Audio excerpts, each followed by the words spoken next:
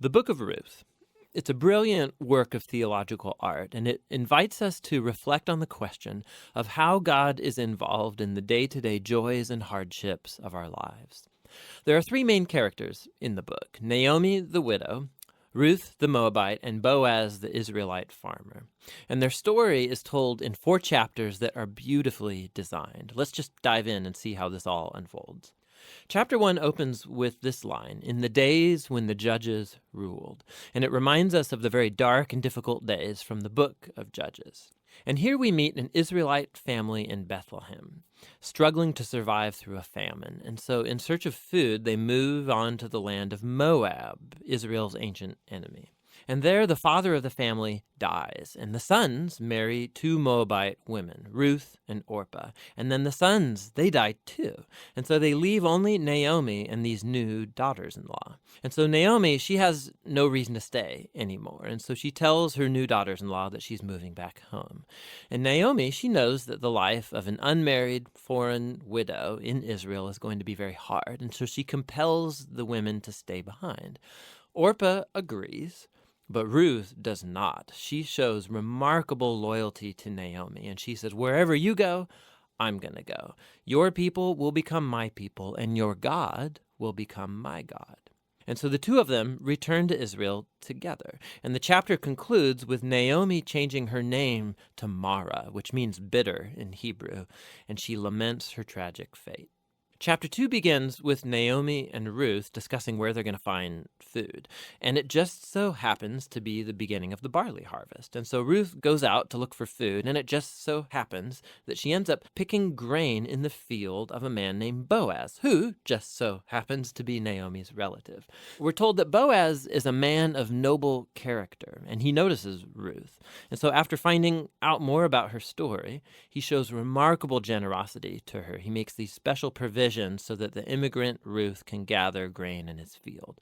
And in doing so, Boaz is actually obeying an explicit command of the Torah to show generosity to the immigrant and the poor. Boaz is so impressed by Ruth's loyalty to Naomi. He prays for her that God will reward her for her boldness. So Ruth comes home that day, and Naomi finds out that she met Boaz, and she is thrilled. She says Boaz is their family redeemer. Now, this family redeemer thing, this was a cultural practice in Israel where if a man in the family died and he left behind a wife or children or land, it was the family redeemer's responsibility to marry that widow, to take up the land and protect that family. So Naomi, she begins to hope that perhaps there might still be a future for her family. Chapter 3 begins with Naomi and Ruth making a plan to get Boaz to notice their situation. So Ruth is going to stop wearing clothes of a grieving widow, and she's going to show signs that she's available to be married. And so Ruth goes to meet Boaz on the farm that night. And as she approaches, Boaz wakes up and he's totally startled. And Ruth makes her intentions very clear. She asks if Boaz will redeem Naomi's family and marry her. Boaz is once again amazed by Ruth's loyalty to Naomi and her family, and he calls Ruth a woman of noble character. It's the same term used to describe the woman of Proverbs 31. So Boaz tells Ruth to wait until the next day, and he will redeem both Ruth and Naomi legally before the town elders. And so the chapter ends with Ruth returning to Naomi, and they marvel together at all of these recent events. In chapter 4, it all comes together. It turns out, at the last minute, Boaz discovers there is a family member who's closer to Naomi than he is, and he's actually eligible before him to redeem the family. But at the last second, this family member finds out that he's going to have to marry Ruth, the Moabite, and so he declines. But Boaz, remember, he knows Ruth's true character, and so he acquires the family property of Naomi, and he marries Ruth. And so just at the beginning, how Ruth was loyal to Naomi's family, so now Boaz is loyal to Naomi's family as well.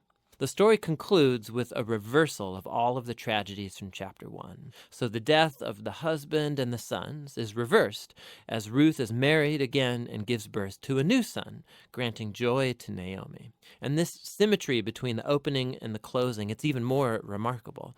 So remember, the opening tragedy was followed by a great act of loyalty on the part of Ruth.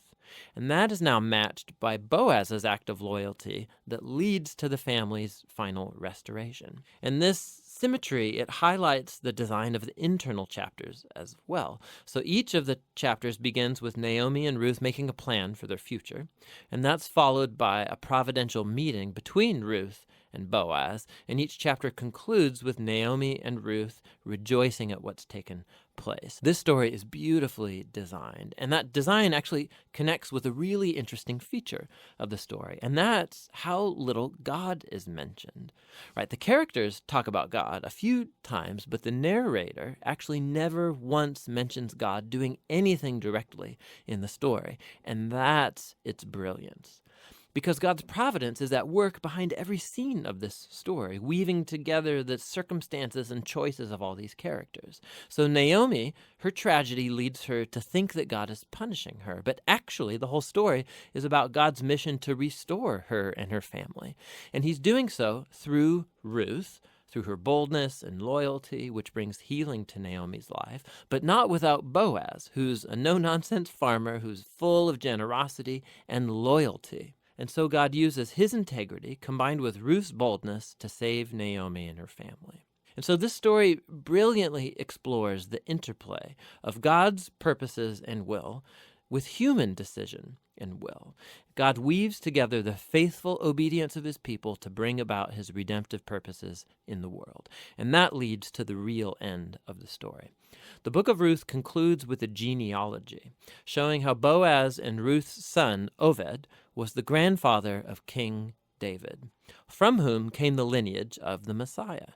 And so all of a sudden, these seemingly mundane, ordinary events in this story are woven into God's grand story of redemption for the whole world. And so the Book of Ruth invites us to consider how God might be at work in the very ordinary, mundane details of our lives as well. And that's what the Book of Ruth is all about.